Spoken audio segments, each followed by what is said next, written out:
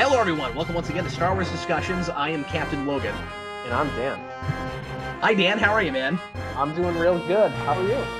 Are you ready for more talking about the Star Wars? I think so. Oddly enough, it's been a couple weeks since we've recorded this and we didn't miss an episode. The airing schedule of this show is still really weird, even though we skipped a week. Yeah, it is. But it's cool that we're actually caught up now. Yeah, exactly. So today we are going to talk about the second part of the first two-parter for this show, if you don't count the pilot, Gathering Forces. Before that, we will, as always, go back to last week's episode and answer some questions and comments. We should also mention, probably right away, I did a video with Vince this week, or rather it's an excerpt from our radio show about the Star Wars trailer. I should probably give Dan a minute or two right here, this being Star Wars discussions after all, in case there's anything he'd like to say about the trailer that he might not get a chance to say anyplace else. Dan, do you want to weigh in on it really quick? Oh, sure. It doesn't really tell us all that much, I don't think. I think the trailer was cool. I like the voiceover. It was cool to see some of the characters in action. I like the new Stormtrooper costumes.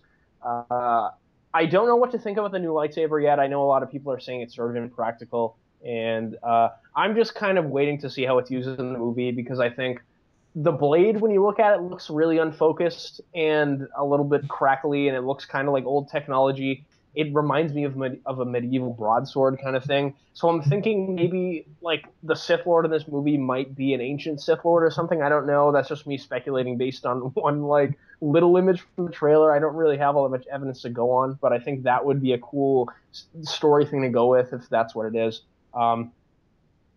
I mean, other than that, I'm just really excited to see Star Wars again. The part with the Millennium Falcon fighting TIE fighters gave me goosebumps at the end. Kind of the money shot. I really liked the trailer. It didn't really, say anything about the story, but it's a teaser. If that's what it's supposed to do. It didn't. I'm glad to not know all that much. I've been trying to keep away from the rumor mills and stuff about the plot and everything like that. So, it was fine for me. I wasn't disappointed by it or anything, but I wasn't surprised either, I guess.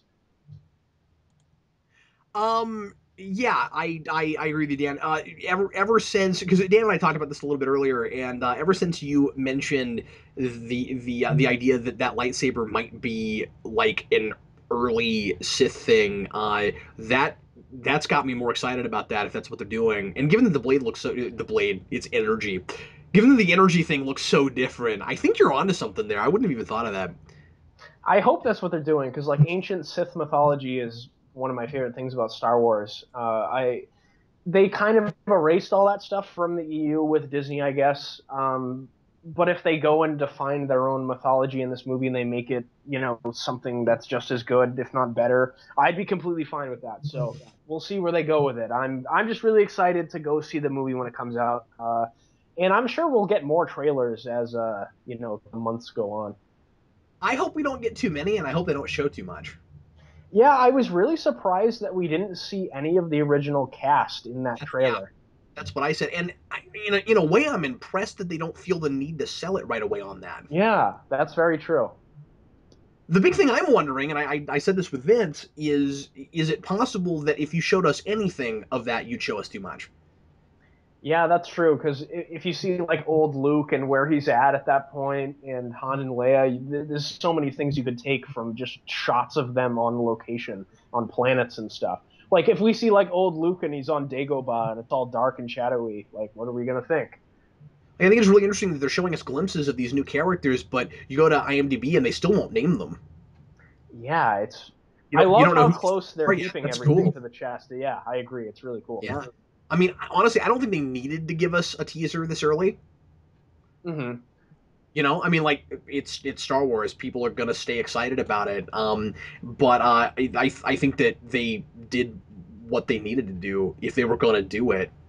I agree. I think all you need to do is show people a lightsaber, play the John Williams theme, and have spaceships fighting each other, and like people will go see it. Yeah, exactly. Somebody told me that John Williams composed new music just for the trailer. Oh, really? I didn't Yeah, realize that. I don't know. I haven't corroborated that. I don't know how true that is, but if that's true, that's really cool. That is really cool. And I'm just really excited that he's coming back to score the movie in general. I thought that Abrams might get one of the people that he usually works with his movies to do it, but the fact that they got Williams back is really cool. Yeah, I thought the guy that composed for Lost brought a lot to Star Trek. I thought that kind of sensibility for the kind of Star Trek they were doing, since it's kind of a revamp, worked just fine. But I don't want Star Wars to sound like Lost. Yes, definitely not.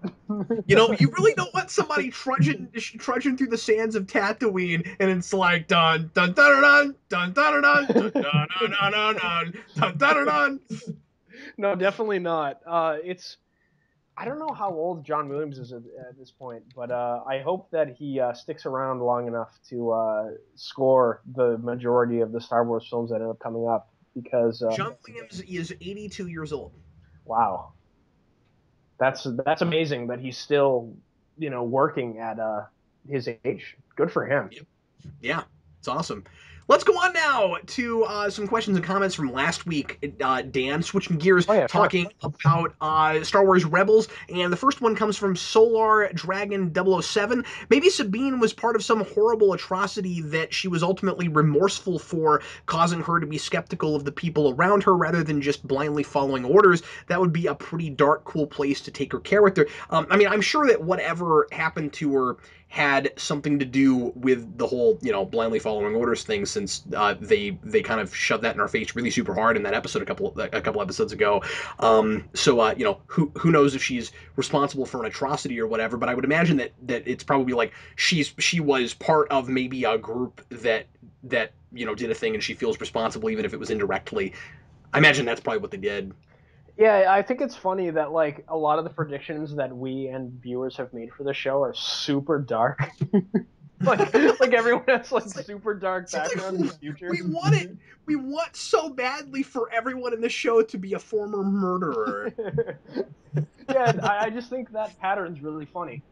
It'll be interesting to see what her background is. I just want more background for all of these characters in general.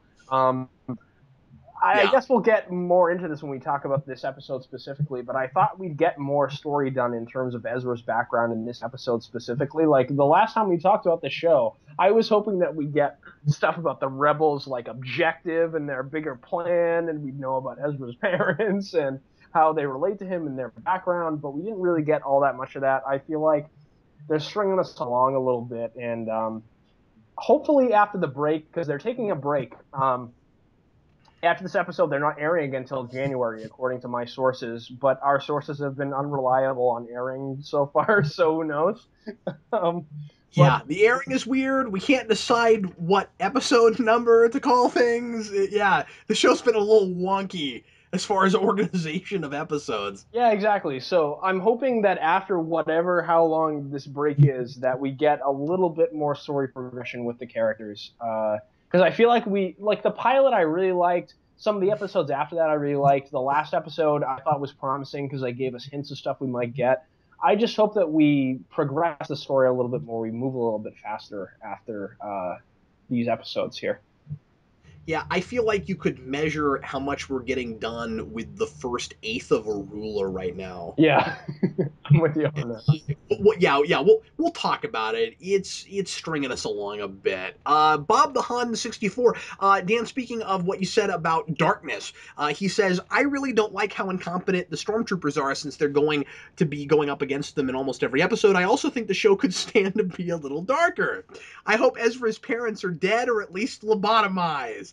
If they're just in some, you're right, everybody wants this show to be the darkest thing on the planet. If they're just in some prison, that would be really lame. Yeah, we'll talk about it, because especially after this episode, that would be really lame.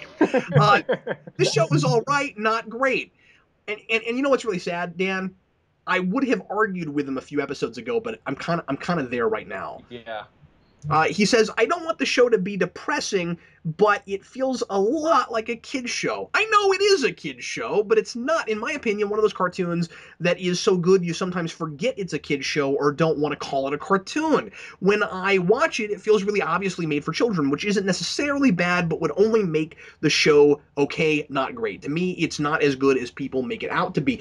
I think he is. I think he's got a lot of good points there, because the thing is, this is with some of the ideas that they're dealing with. This is not the kind of show that you want to feel dumbed down and just for children. And I think it is skirting that line a bit too much, or I just can't decide if it is. Like, I don't want to say dumbed down, although, again, in today's episode, the Inquisitor does something I thought was kind of weird. That seemed a little bit. I mean, we'll get there, but that seemed a little bit like, oh, this is a kid show, so he can't do what he would really do.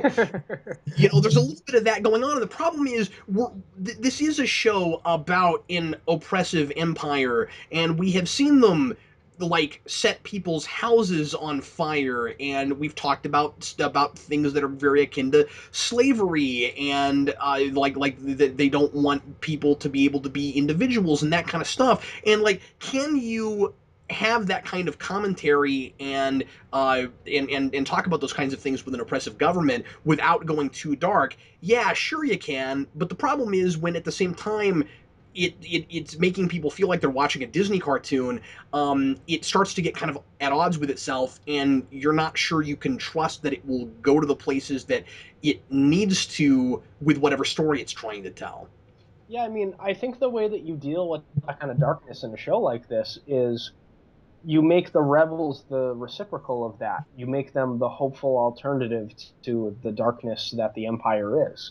And I feel like these characters aren't fleshed out enough that they feel like that as of right now. I mean, they could be. I feel like their relationships could be developed to a point where I could feel like, okay, everyone being an individual and coming together out of necessity to fight this oppressive force is hopeful, and that's the ultimate, quote unquote lesson or moral of the show, without being like, obvious or annoying about it, is that that way of living is better than the way that the Empire wants people to live.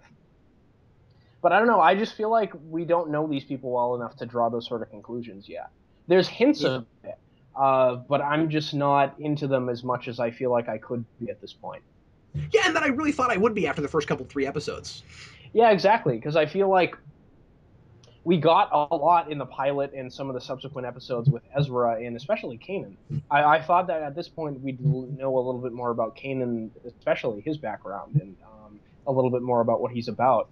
I still like some of the stuff we got with him in this episode in Ezra. I'm still liking the dynamic between him and Ezra as like master and apprentice, but I feel like they're still just replaying things we've seen before and haven't furthered their relationship all that much. It's just kind of like the master that doesn't feel like he's competent and the student that doesn't feel like he's competent enough to live up to the master. But it hasn't really changed in any way at all so far. Yeah, and it's not broken or anything. No, it's not. It's just molasses right now. Bamboo, bamboo, bamboo, bamboo says... I love that name. And begins with, not only is the name brilliantly simple, it's fun to say out loud, ain't it? A panda would love him. Anyways, after chewing on it for a bit, I reckon it makes sense the Empire would use music, especially from a military perspective. Music in the military goes all the way back to Bible times, communication in battle, psychological warfare, and in this case, to spread some good old propaganda. It seems you and I both like the whole Empire playing the Imperial theme quite a bit, and then this person says, on the Empire stuff getting wrecked thing, you gotta wonder how much does their credit rating stink. I reckon most of their junk ain't even paid off yet, and it gets trashed all the time. That's pretty funny. I just love the idea of thinking about the Emperor worrying about credit. Like, Lord Vader, how are we going to pay off our credit? Our empire is in debt by 2 billion credits. We're losing the support of the populace because we're having to... because China's paying all of our debt. Yeah, I was going to say, we'll have to have Jabba the Hutt buy our debt. Oh, that's hilarious. Yeah. I hope that happens at some point. Wow, I want to keep going with that joke, but we're not going to do that. Satnaz, considering that Kanan is voiced by Freddie Prinze Jr., I think him going all Keanu at the celebration was a reference to his 90s teen movie days. That's a great point. Yeah, I hadn't thought of that, but I think you're probably right about that. That probably is true. Hey, let's go ahead and move on to today's episode, and it's Gathering Forces. And as we've been alluding to a lot, Dan, I really expected more to go on with this one and thought that it was kind of lopsided for a two-parter. My big complaint, and I kind of just want to start here if you don't mind. This is kind of Sure. the big thing I want to talk about, is we are kind of irritatingly dragging out the what happened to Ezra's parents thing, and I think it was a huge misstep and way too much of a tease to not give it to us at the end of the episode. Yeah, I thought that's what the cliffhanger was going to be. Well, yeah, and the thing is, that was the cliffhanger was what happened to his parents. You come back to find out, and what makes it almost insultingly annoying is that you get to the end of the episode and some of our characters know, and we don't get to know. Yeah, exactly. That ain't cool. It was even more annoying. And I'm sorry for just starting at a negative, just bash this episode all the heck kind of place. But this like I said, this is the big thing I wanted to talk about. We'll get to some other stuff here in a little bit. You get to the end of the episode, and the only reason that we don't get to know what happened to his parents, because we know that Hera knows it, Mm-hmm. is because they get back from their mission, and Kanan says he needs to be alone right now. And so she doesn't get to tell him. And I'm looking at the amount of time left in the episode. I'm like, 4 minutes. We're still going to get it. We should get it. And then he goes off by himself, and then he has a conversation with Sabine. And then the episode's over. And I'm like, that's dirty pool. You even let somebody else talk to him after you said the only reason we don't get to know it right now is because he needs to be by himself. And the conversation was even about his parents. Yeah. I mean, that bugged me. I mean, because the very end, the only thing even remotely close to a payoff is, well, he gets to have a picture of his parents. And it looks like Okay. it was drawn by a comic book artist that I might recognize, but can't put my finger on it at this moment. I wondered about that. I was like, this is a stylistic choice, but I'm like, we've got this 3D animation in the show, and apparently, if you take a still photograph, it looks like a manga. that was kind of odd. But anyway, Dan, did that bug you as much as it bugged me? It bugged me because I was so intrigued by the cliffhanger from the last episode, and it didn't pay off at all.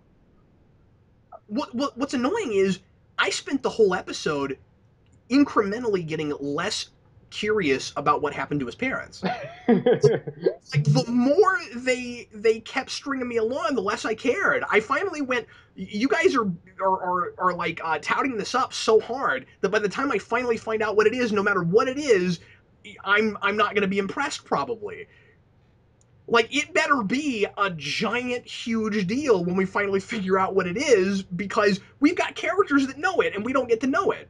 I mean, the only thing I can possibly think of that would make it pay off in a way that I might be satisfied is if it's so dark, and I know again that we're going there, but if it's so dark that Kanan was like sensing or something like that, it was such a terrible thing that happened to his parents that he might go over the edge after having that experience where he, briefly tapped into the dark side, that it would, bother him that much, and he wouldn't be able to function or something.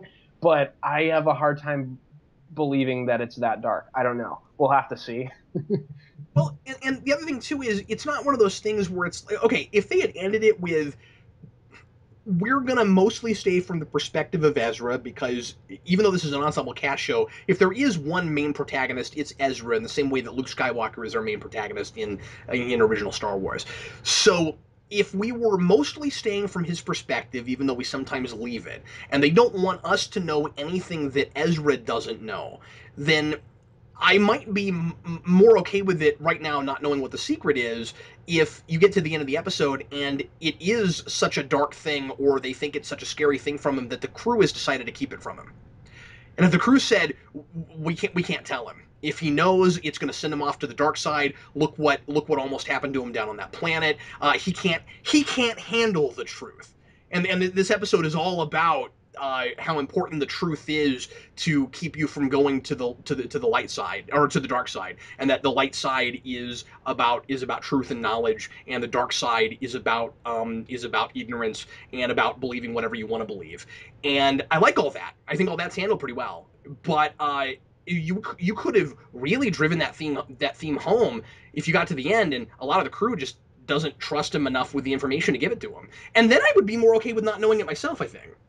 Yeah, and I think they could have tied that together with the themes of the past couple episodes that they had been building, like with Sabine and Hera, where there's that sort of parallel between Ezra and Sabine's characters potentially, where they're both ignorant about things in their uh, that they feel like they want to know. Like Yeah. Sabine wants to know what the end goal of the rebels are and what's going on, who they're contacting in secret, and nobody trusts her enough to tell her. And the same thing's going on with Ezra, and that might be able to bring them together. And that kind of happens at the end, but it's not really explicitly demonstrated through the conversation. Yeah. She just kind of walks in the room and is kind of cute with him, and she's like, "Hey, I repaired this disc for you. Happy birthday!" and left. I don't know. I feel like there's a missed opportunity there because that seems like a logical parallel in my mind. Well, the other thing too is I just don't know how I even want to read that yet, not knowing what happened to his parents, Yeah, because they exactly. because they treat that like a really heartfelt kind of touching moment, but that all would get dashed if we found out that like they're maybe in a place worse than death or something.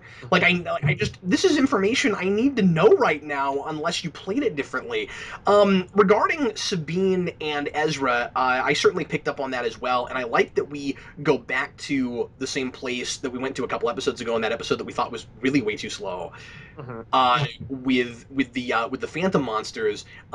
Because but I was looking at it as a little bit more of a contrast, where Sabine thinks she wants to know everything, and Ezra's like terrified of the truth. Yeah, that's true.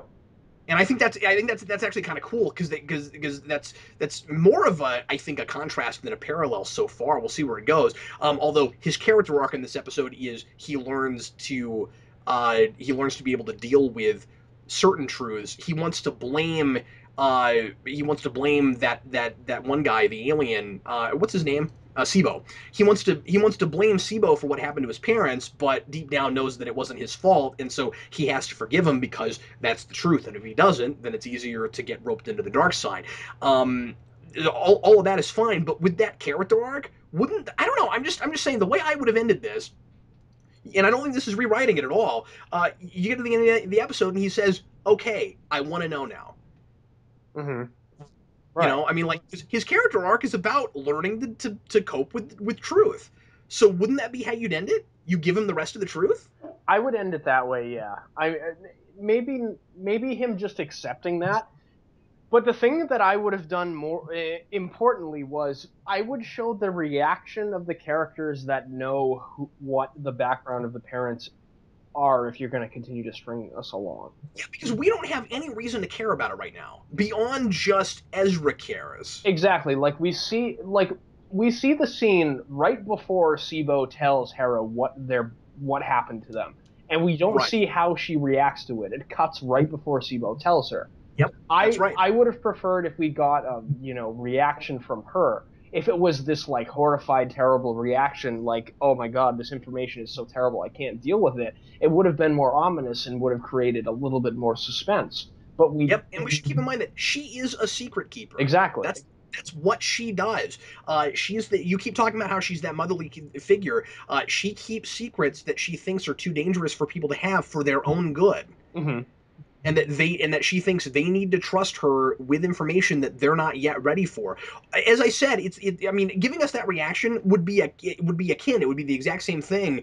As what I said earlier, with just simply have, I said the crew. I don't think anybody else besides Hera knows now, yet. So like if it was just Hera, just have her be like, oh, I can't tell him, Yeah, you know, exactly. and giving us that look would have done that. That's all we need, probably. So I don't know. I don't want to belabor it, but that I just feel like I don't have enough of a reason to be curious anymore. Yeah, Um, and the way they play it is weird. what that is. Like the way that when they come back onto the ship, Hera's like, "Hey, Ezra, I have something to tell you." Like what? Yeah, Like, uh, you're gonna tell him information about like what happened to his parents?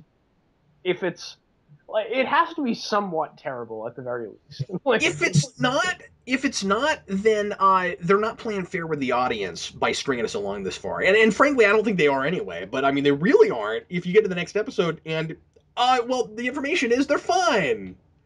yeah, But the way she kind of bounds onto the bridge there and gives him that and is about to give him that information, I'm just sort of like, well, what is and how come I don't get to know? yeah, exactly. If it's fine, then why am I still waiting for it? I don't know. And this can become really problematic when you're dealing with a big secret about characters you've never seen. Hmm.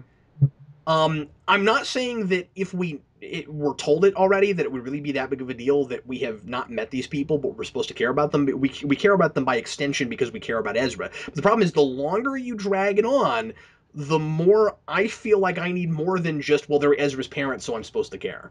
Don't you feel like you're watching the animated version of early Agents of Shield at this point, where there's like all these secrets that you don't know the answer to, and you're Yeah, like, can this possibly pay off where I'm going to be satisfied? and you're not sure what you're supposed to care. It's just the stakes don't seem high enough. Hmm. That's ultimately what it is because it's not enough that just okay, there's the secret about his parents. Well, what about that? You Yeah, know what I mean? exactly.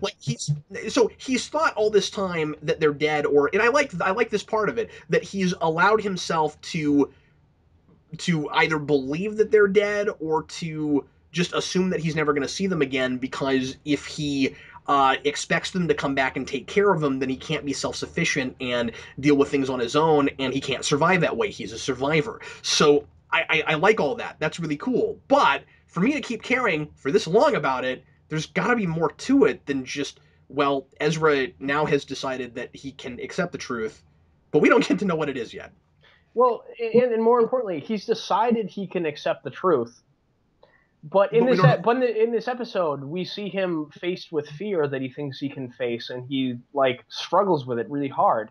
Do we Yeah. know that he's going to be able to deal with the truth when it ultimately rears its head? Well, isn't that the interest? Isn't that the thing that could potentially really be the interesting part? Exactly. Wouldn't it have been neat to end the episode with "Here's a bombshell," and then we don't really get to see how he deals with it till the next episode? That's how you cliffhang it. Exactly. Yeah. Anyway, I'm sorry, I don't want to keep belaboring that. The big thing I liked about this one, like I said, is all the stuff about how important the truth is to the idea of good. I think so That too. I liked all the representation of the light and the dark side stuff. having knowledge and being able to face it and not pretend like things are the way you want them to be is the beginning of purity. And that deception is the dark side. I think that's really in line with what the original trilogy did with it. And the more I thought about it, it's somewhat there's a little bit of that there even in the prequels That is true. Um, because Anakin Skywalker allows himself to really stupidly believe that the Jedi are evil. from my perspective, the Jedi are evil. That is true. And so that's all about twisting the truth and making up something, and it's not that's not done in a sophisticated way, but it's there. Right. That's It's all the about light what side. Obi-Wan says in that duel right before they start fighting. He says only the Sith deal in absolutes. They see the world in a black and white fashion where there's good and there's evil, and your perspective is the only one that can possibly be right. So therefore, by definition, everything you do is good, even if you abuse your power. Um, Yeah. so that's kind of what they're getting at there, and I liked all that stuff. I really liked the kind of stuff in this episode where it deals with how easy it is to fall to the dark side. Yeah. And like in a moment, Ezra taps into it without even realizing it. It's not like Anakin in the prequel trilogy where he throws a tantrum about how Obi-Wan's holding him back, and it's really obvious about how dark he's being, and then he makes a conscious decision to be a Sith Lord. Like Hmm. you get the feeling here that anyone has the potential of falling into it, just like in the original trilogy with Exactly. Luke in the cave in Empire. Yeah. And I really liked all of that stuff. That was some really cool stuff in this episode, and that's what I really latched onto. And obviously, we're harkening back a lot in the scene with the toward the end with the Inquisitor and Ezra to the Emperor and Luke at the end of six. Yes, definitely. Uh, He even so, says so release your anger, just like to say some of that's word for word, yeah. yeah. And you know, it strikes me because I don't think that I don't think it's a problem that some of that is word for word. It makes me It makes me think that some of that stuff is like kind of rhetoric. Yeah, You know, Sith that's philosophy and what stuff. yeah, that's what Sith say to people that are trying to bring them to their side. They're saying because you know we've talked about this at length in about this at length in other episodes. The idea that the dark side is easy, and that's why you'd want to be a part of it. Yeah, exactly. That like just give in to your anger and your hate, and then you can do anything you want to.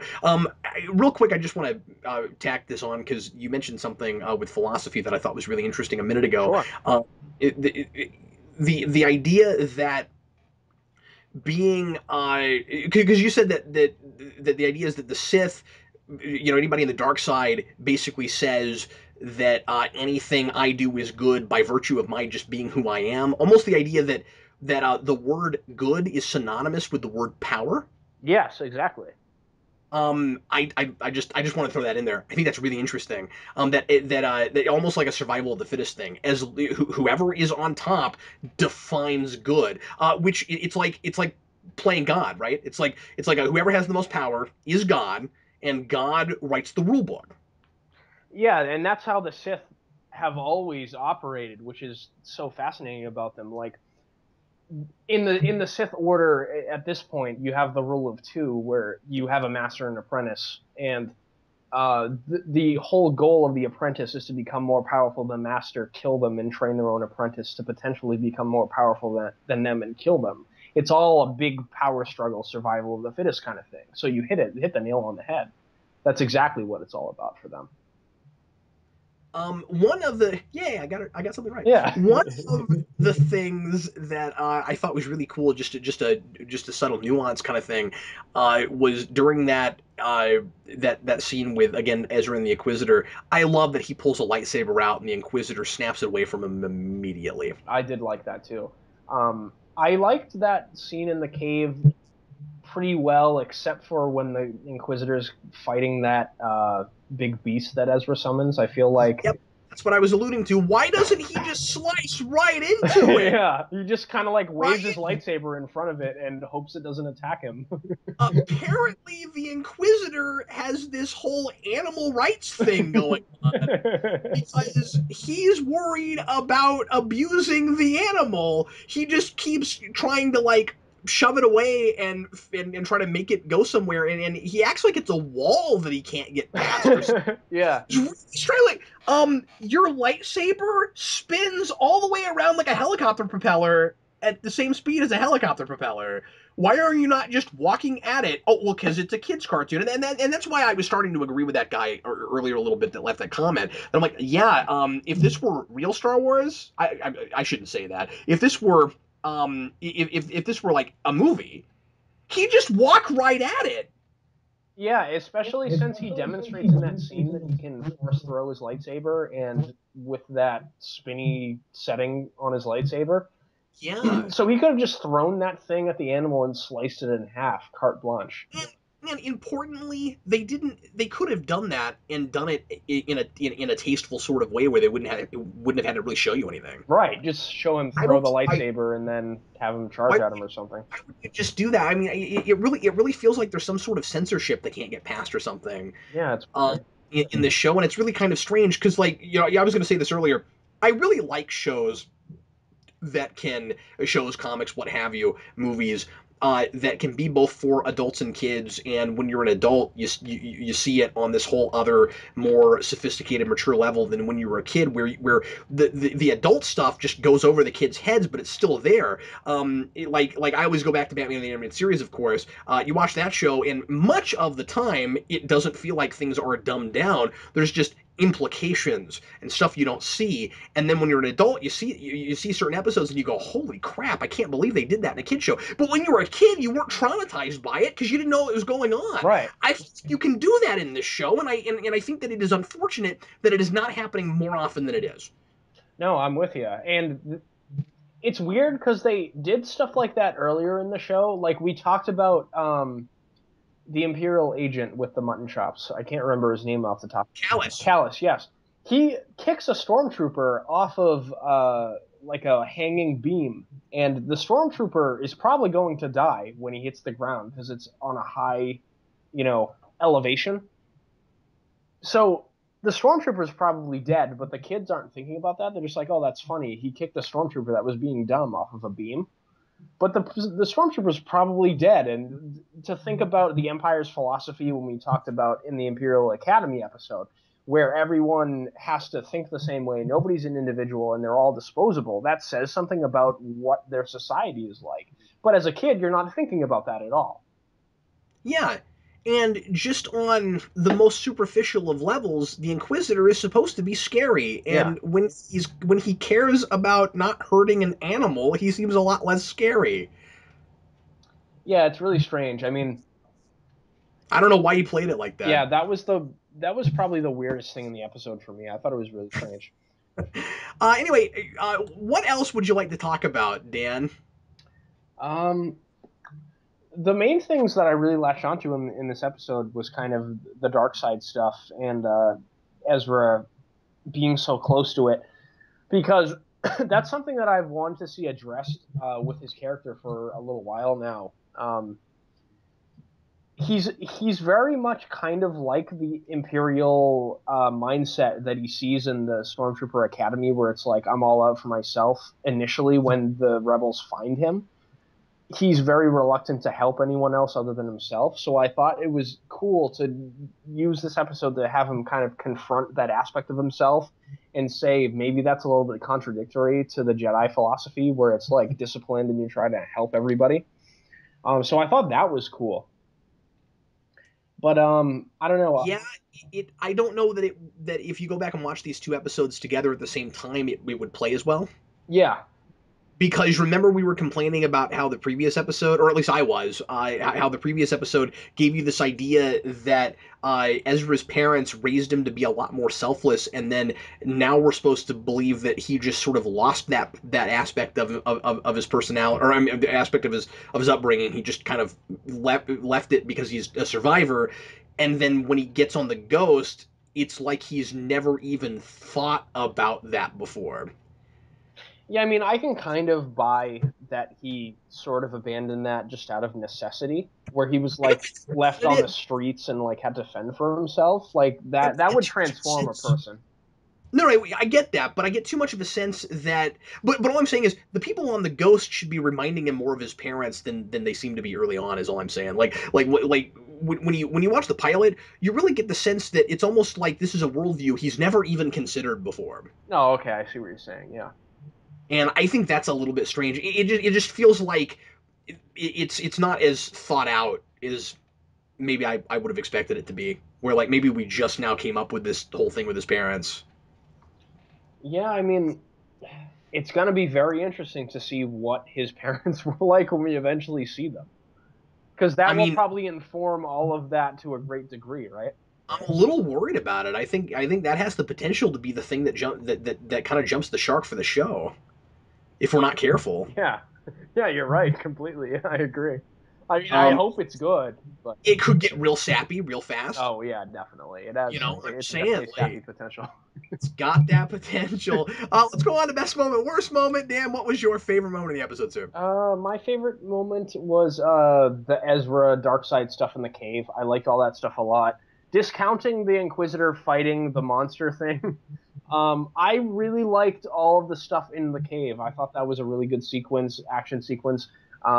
I thought it was driven by some of the character stuff that we had been doing in the previous episodes. I liked that Kanan was like a plaything for the Inquisitor. I really liked that just because of plot reasons, like they were in a desperate situation, that Kanan wasn't better at fighting or anything like that.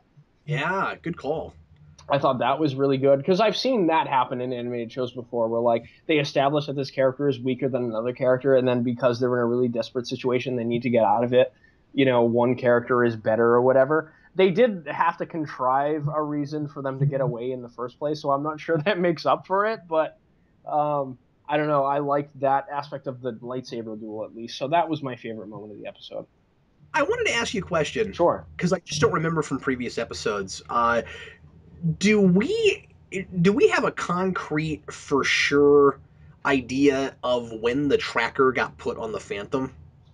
Yeah, the Inquisitor shoots it on the ship just before they go into hyperspace when Zebo goes in and fixes the hyperdrive. Okay, if we're sure that that's when it happens, then it is really convenient that it landed on the Phantom and not the Ghost. Yeah, yeah, it is. That's pretty convenient. Okay, Yeah, it is. I was giving the show the benefit of the doubt and thought that maybe it happened earlier than that somewhere, and I just missed it. Like it wouldn't it have been cool if well, actually, that wouldn't make any sense. Never mind. I was gonna say it would have been cool if the tracker somehow had been put on the ship, like the Phantom, the last time they took it out. But then the Empire would have been on them 2 episodes before this, Right. so that wouldn't have been okay. So it is as convenient as I thought it It was. is, Okay. yes. All right. Well, I mean, I'm not saying that couldn't happen. It certainly sits outside the ship, so you know, I guess. But they got pretty darn lucky that they could jettison the thing it was Oh on. yeah, for sure. Okay. My favorite moment was also yours. Love that lightsaber duel at the end. Regardless of the silly monster fight or the silly monster, let's say fight in air quotes. Fight in air quotes. Worst moment, mine was as I said earlier, the whole thing at the end with Hera just not getting to tell him the thing about his parents. What was yours? Mine was the Inquisitor and his incompetence in fighting that large monster in the cave. I just don't understand why he didn't slice that thing in half. Yeah. Now it's time for quotes. This show, I really rarely have any quotes with. It's not badly written. It's just a lot of things aren't on their own memorable. I guess the closest thing I have to a favorite quote this time is "Make it faster. The ship becomes a real ghost." That's not bad. Yeah, that was a good line. I didn't really write anything down, so I don't have a best line. Fair enough. um, but you know, there's enough lines in the show that made me chuckle. I thought there were a couple of sort of awkward moments Oh yeah, line wise in this one. Yeah, which I ones are mean, you thinking? nothing super specific. Early on, there's this part. This might just be me. I think that sometimes Ezra's dialogue gets a little bit stiff. Yeah. There's that place early on where he calls Sibo a coward, and that just doesn't sound like the way he talks. He's like coward, and then I didn't write down the rest of what he said after that, but just like I don't know, it sounded like written dialogue. No, that's fair. Coward! Like, no, I don't know. I don't think you talk like that. You're like a street bad guy. I don't know if you talk like Star that. Wars Aladdin doesn't talk like that. Star Wars Aladdin. Now we go on to That So Stormtrooper, and the closest thing I had to That So Stormtrooper this episode was when they get demolished by the Phantom monsters, because as usual, they just stand there and take it. I, They just get knocked over, but there wasn't really a lot of other stuff with Stormtroopers. I chuckled a little bit when they came out of the Imperial shuttle on the clone base, and one of them doesn't have any weapons in his hands. He just has like a computer screen, and I assume that's for the tracker. But I just thought it was really funny that they sent this guy down in armor that like looked completely unarmed. Anybody who might be listening to our show right now and has like a weird amount of money they've been stashing back to make an amazing fan film but they just don't have the concept yet. I just suddenly this idea popped into my head, and anybody that wants to make a really good looking fan film with this idea, please steal it from me and just put my name somewhere as like concept by. And I'm serious about this. Stormtroopers versus foot soldiers. Oh, that would be great. This has to happen. Like the robot foot soldiers, or yes, just robot foot soldiers. okay, awesome. Doesn't that sound like the greatest, just like parody fight thing ever? Like it doesn't even have to be about anything. Just Just and fighting. you know what? If you want to throw Power Ranger putties in there, just imagine, yeah, putties versus stormtroopers versus this is so unlikely. Fan films Power Ranger putties can't look any worse than they looked in the show. So Oh no, that would be the easiest thing to do. The yeah, the foot soldiers would be the hard yeah, part. exactly. But yeah, stormtroopers versus foot soldiers versus putties. Just imagine that as you're seeing a fight where anytime anybody punches a stormtrooper, they immediately drop. As that's happening, you're seeing foot soldiers exploding, Yeah, while simultaneously other things, stormtroopers or foot soldiers, are punching putties in the Z and they're exploding. that's one of the things I joked about with one of my friends when I was talking about the Star Wars trailer. They were like, "Oh, I like the new Stormtrooper armor." I was like, "Yeah, hopefully they like included in their redesigns being immune to rocks on Ewok planet Endor." They're like, note to self: now that the emperor is gone and the empire is in potential shambles, fix our armor. Make our armor immune to rocks. I know this was actually on a video we posted, but Dan, you haven't heard this yet. Oh, okay. Vince called it Storm Ship Troopers. Oh, if Neil Patrick Harris plays a stormtrooper, that'd be Because he said when they're in that ship and they're about to drop, he's like, it's Storm Ship Troopers. that's great. Dan, do you have any Star Wars tidbits for us? Not that I noticed. I mentioned stuff about his implant looking like the Lobot implant from Empire on Zebo last week. But other than that stuff that's been consistent with the first part of the two-parter, I can't think of anything. And the Emperor lines from Jedi. Yes, of course, yes. Now we go on to predictions and hopes. I mean, obviously, if we don't have the big secret I'm supposed to care about by next episode, I'm going to pull my hair out. Yeah, that my big prediction and hope was after the break. I hope we get some more story progression. You know, a Maybe lot. maybe it's just that with Agents of Shield you talk about all the time. It's weird that we're paralleling these two shows. Yeah, isn't it? But I think maybe they just have too many episodes of the story they want to tell. I don't know. It's weird. I feel like with Star Wars, and this is going to sound awful, but I feel like with Star Wars, it's easier, especially it being a cartoon show, to pad if you really need to pad by just coming up with really fun situations to have a lot more action.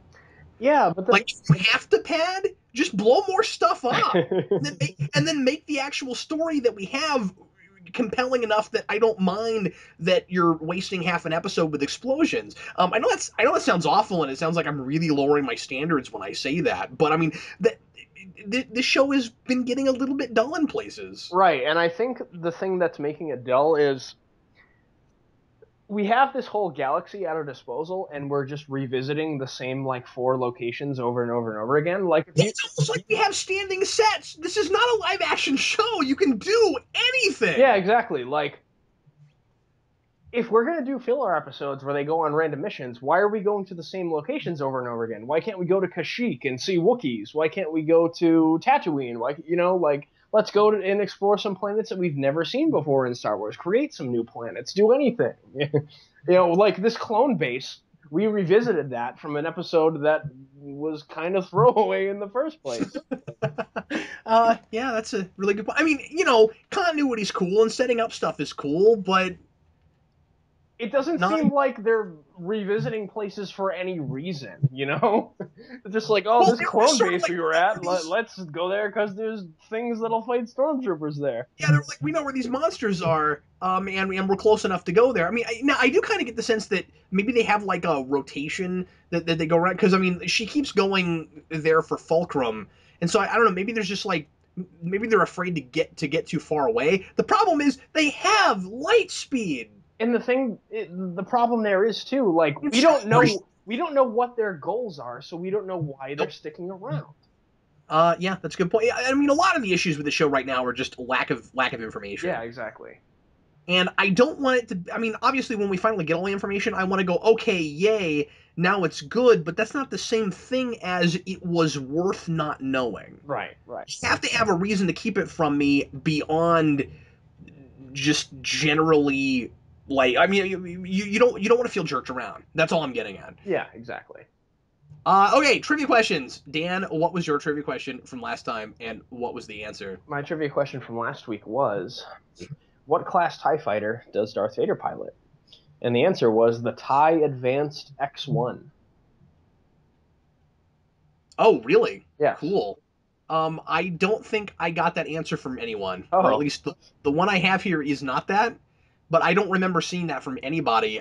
Somebody wrote TIE Interceptor, but it was like a stab in the dark kind of response. TIE Interceptor is a different kind of TIE fighter. The side wing things look different.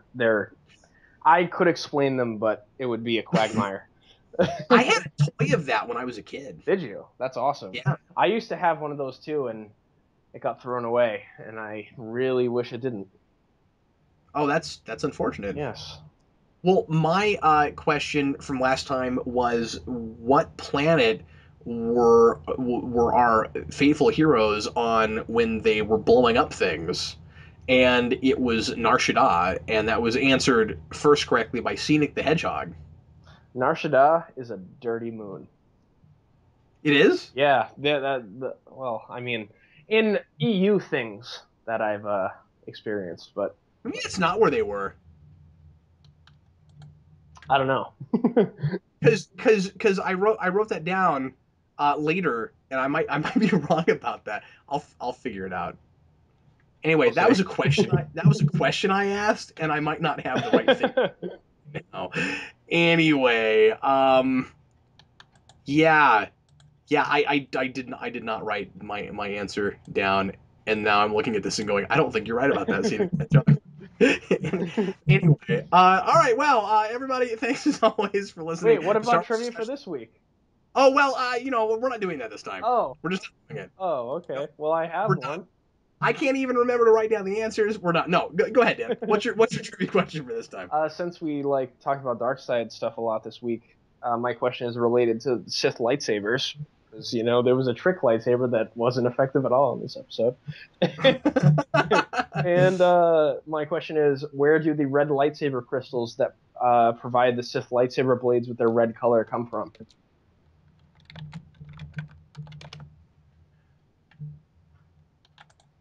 My question for this time, Dan, is a simple one. It's from the episode as always. Where does the Inquisitor keep his fancy lightsaber when he's not using it? That's pretty easy. Yep, that's pretty easy. That's the question, because there was just not much in this episode to grab from. Fair enough. So I'm expecting no fewer than 30 responses to that.